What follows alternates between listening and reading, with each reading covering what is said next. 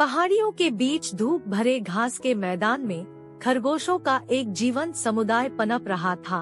अपने बुद्धिमान बुजुर्ग क्लोवर के नेतृत्व में खरगोश अपनी चपलता और असीमित जिज्ञासा के लिए जाने जाते थे। वसंत की एक सुबह जब घास का मैदान रंग बिरंगे फूलों से खिल गया, उनमें से सबसे छोटी खरगोश रोजी को पहाड़ी के भीतर एक छिपे हुए बिल का पता चला। चौड़ी आंखों और कांपते उत्साह के साथ उसने अपने दोस्तों से इस नई खोज का पता लगाने का आह्वान किया। उत्सुकतावश खरगोश बिल में घुस गए और चमकदार क्रिस्टलों से सजी सुरंगों का एक जाल देखा जो सूरज की रोशनी को प्रतिबिंबित करता था।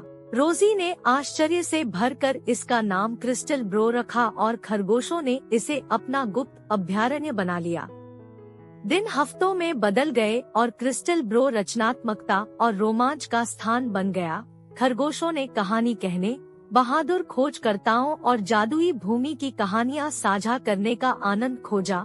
उनकी कल्पनाएं फली फूली, दूर की दुनिया और अविश्वसनीय यात्राओं के ज्वलंत चित्र चित्रित करने लगी।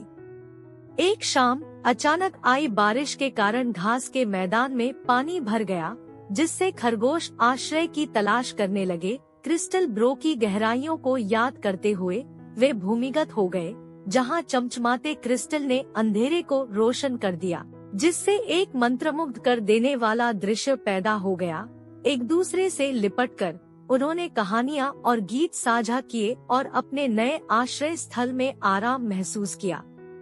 क्रिस्टल ब्रो के चमत्कारों की बात खरगोशों में फैल गई, जो एकता और रचनात्मकता का प्रतीक बन गई। खरगोशों की चतुराई से प्रभावित होकर क्लोवर ने बिल को एक पवित्र स्थान घोषित कर दिया और छोटे बच्चों को अपनी कल्पना को पोषित करने और जरूरत के समय शरण लेने के लिए प्रोत्साहित किया।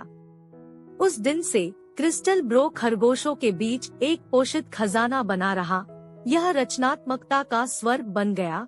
विपरीत परिस्थितियों में एकजुटता और लचीलेपन की भावना को बढ़ावा मिला और धूप से सराबोर घास के मैदान के मध्य में खरगोशों ने पाया कि कल्पना की गहराइयों में एक अभयारण्य है, जहां एकता और आश्चर्य फलता फूलता है।